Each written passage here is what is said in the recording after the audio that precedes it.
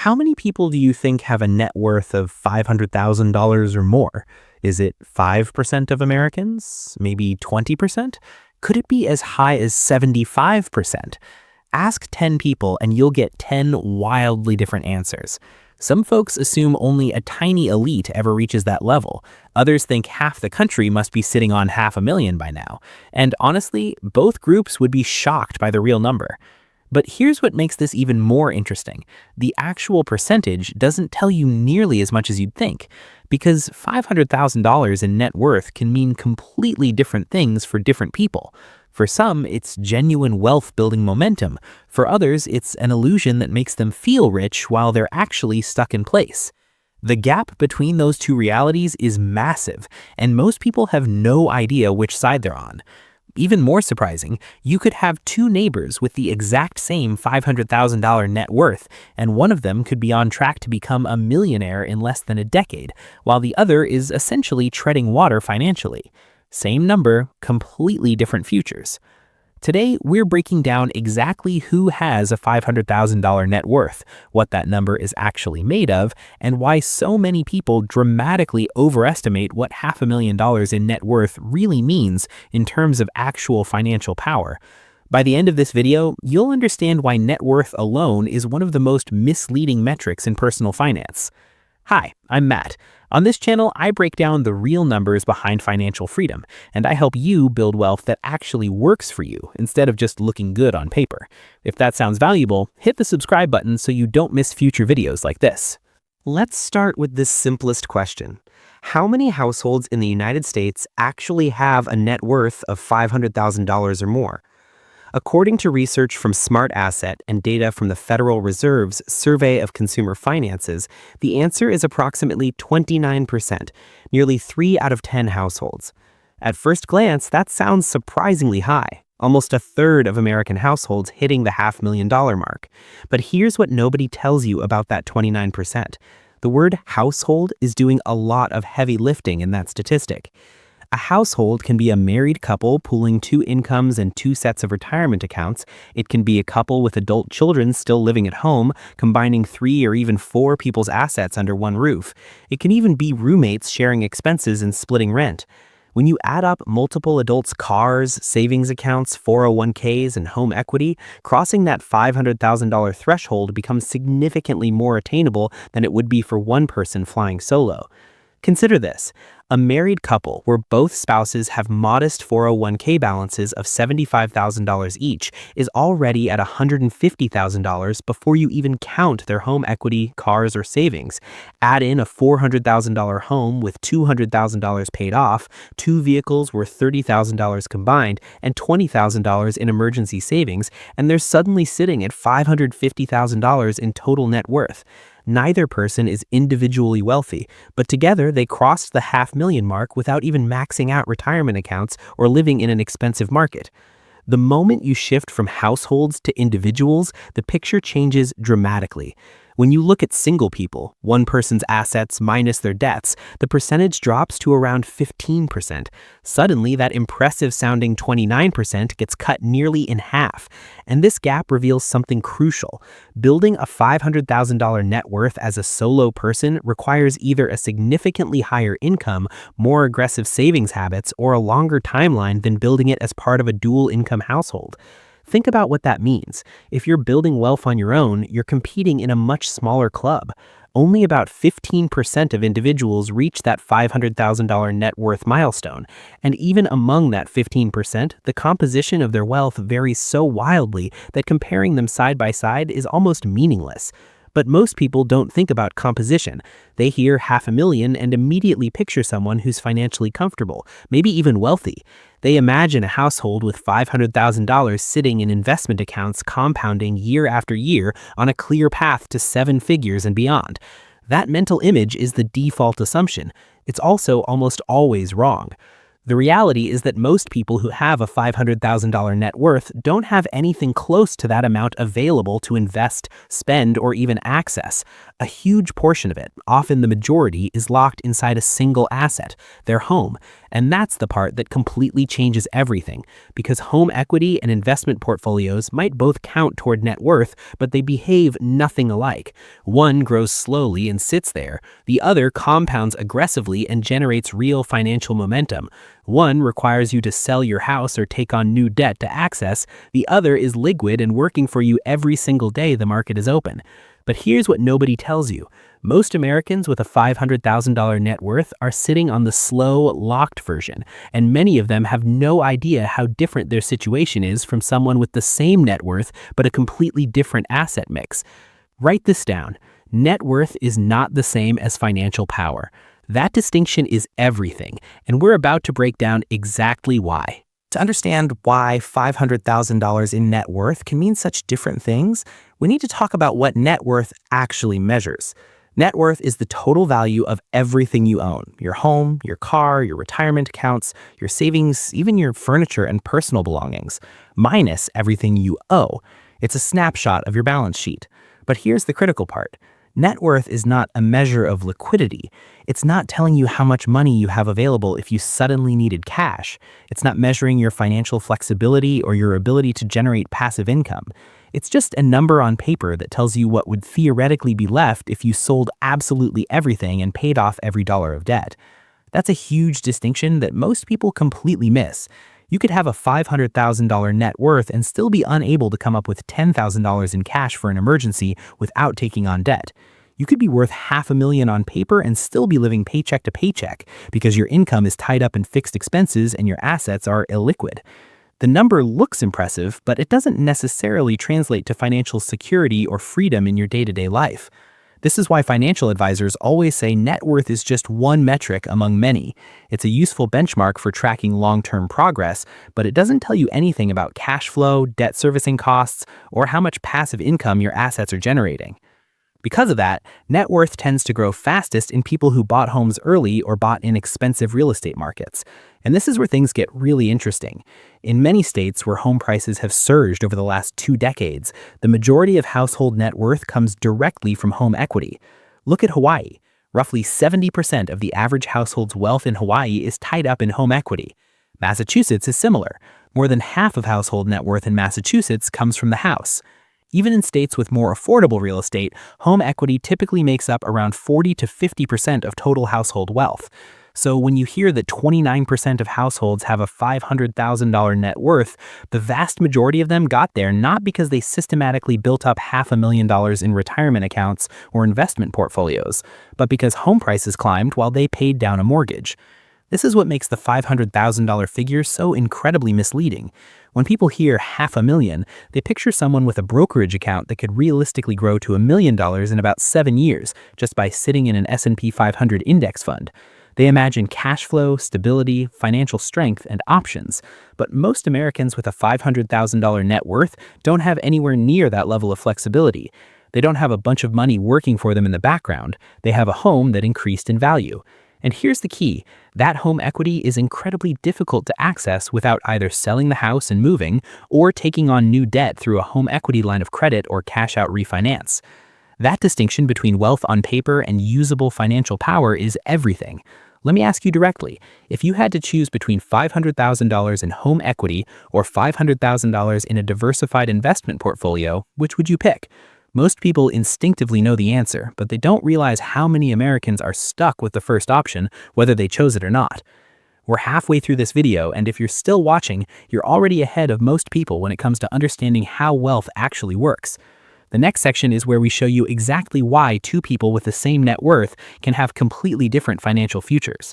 Stay with me. To see why composition matters so much more than the total, picture 2 different people who each have a $500,000 net worth. Person A owns a home worth $750,000 with $300,000 remaining on the mortgage. That gives them $450,000 in home equity.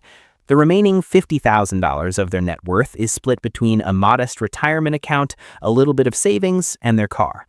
Person B rents an apartment but has $500,000 entirely in investments, split between index funds, retirement accounts, and a brokerage account.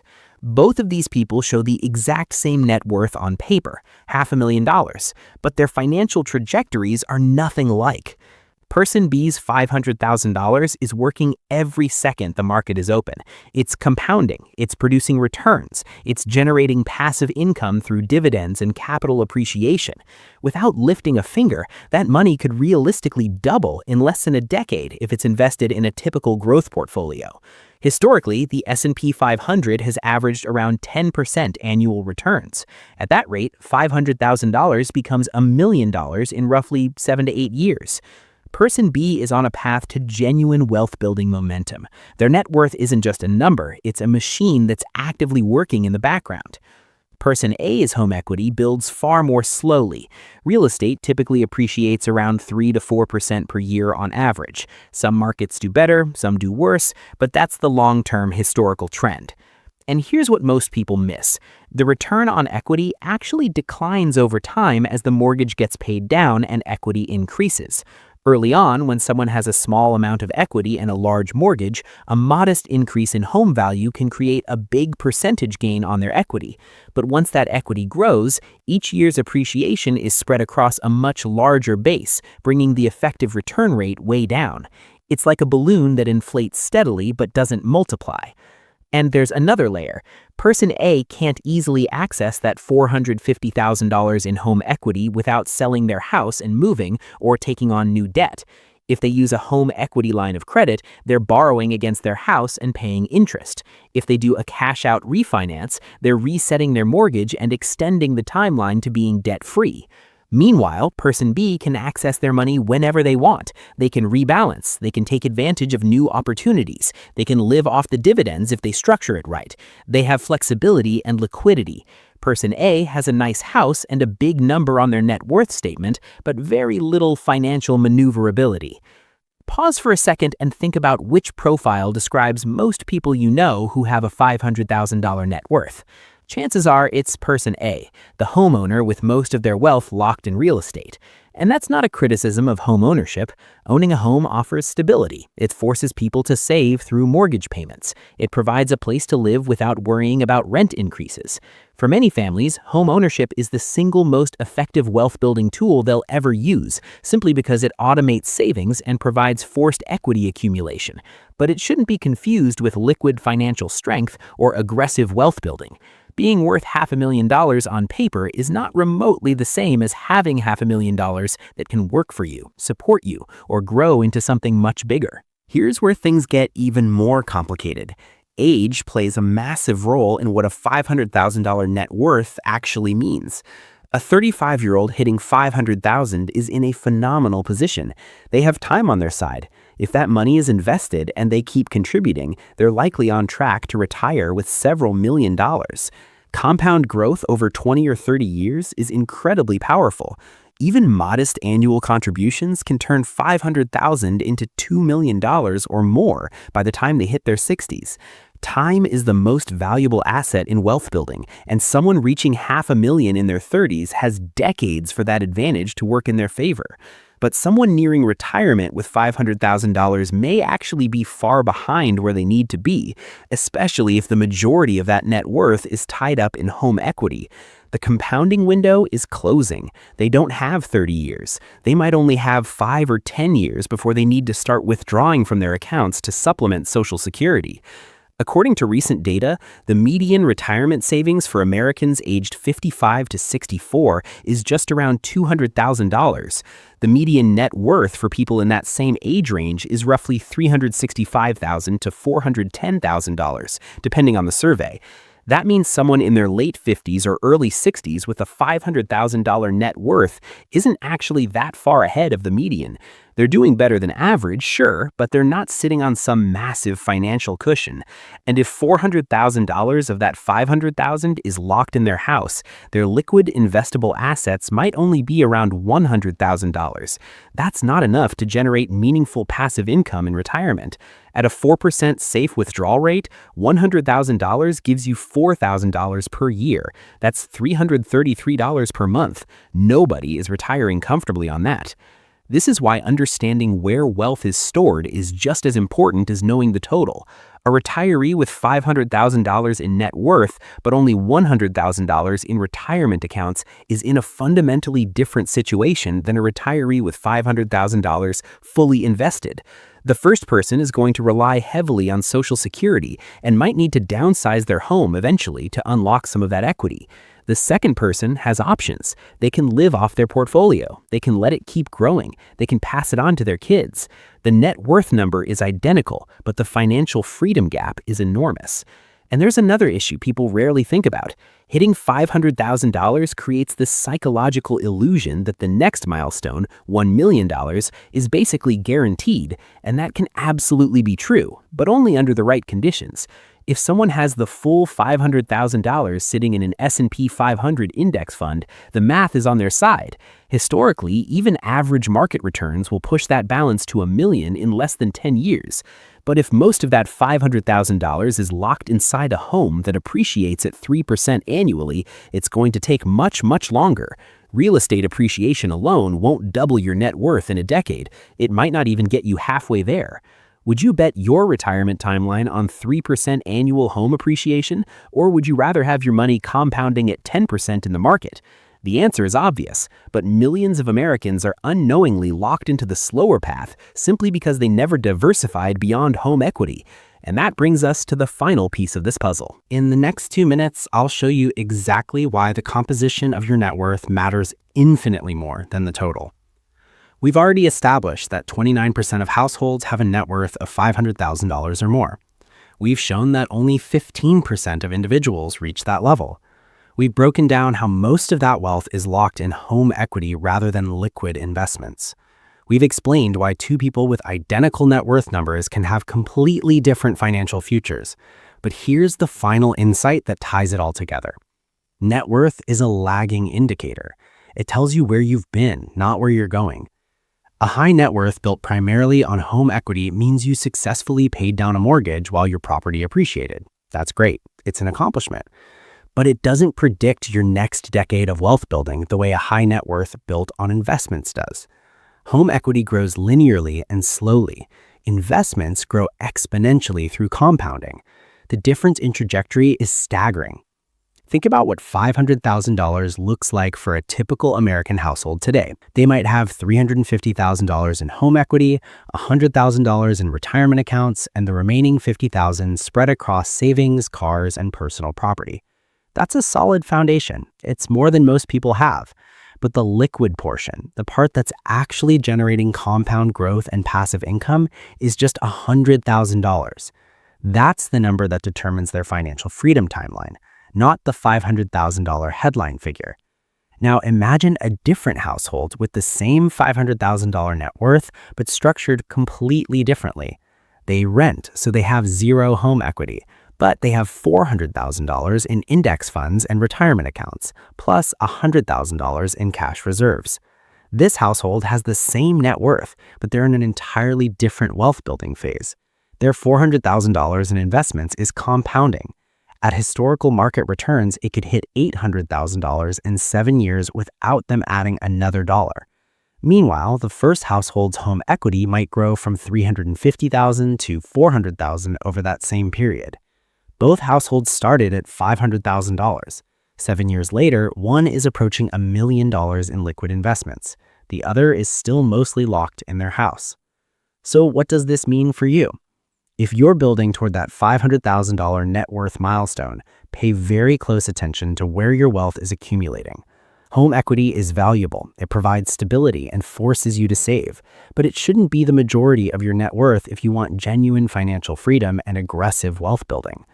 Once you have a solid emergency fund and you're contributing enough to get any employer 401k match, every extra dollar you can invest in the market is a dollar that's working for you at a much higher rate than home equity ever will. And if you're already at or above $500,000 in net worth, take an honest look at the breakdown. What percentage is in your home? What percentage is in retirement accounts and taxable investment accounts? What percentage is generating passive income right now? Those questions reveal far more about your financial strength than the net worth number itself. The wealthy understand this instinctively. They don't just accumulate assets, they accumulate the right kind of assets, the kind that compound, generate income, and provide liquidity. That's the difference between looking rich on paper and actually building wealth that changes your life. What percentage of your net worth is actively working for you right now versus just sitting there, locked in an asset you can't easily access? That's the question worth asking. Because once you shift your focus from total net worth to investable net worth, everything changes.